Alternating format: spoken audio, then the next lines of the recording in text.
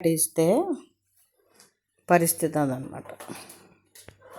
అతిక్కపోతే మేము బేసిక్గా వెయ్యము, వాటికి భయం అని. కానీ దోమలు ఎక్కువ ఉన్నాయి, వాటిని కుడతాయని ఇస్తున్నాను అంతే. తప్పదు కదా, కొన్ని వాటికి ఇబ్బంది లేకుండా ఉండాలంటే చెయ్యాలి. కాబట్టి కథం వెళ్ళిపోతాయి అంతే.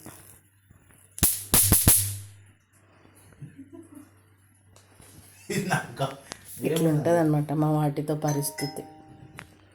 దోమలతో ఫైటింగ్, వీటితో బ్యాటింగ్. ఇట్స్ ఓకే నాన్నలు. బజ్జండి, ఎందుకురా నాయన భయం, బజ్జండి. అయ్యో ఇట్స్ ఓకేలే.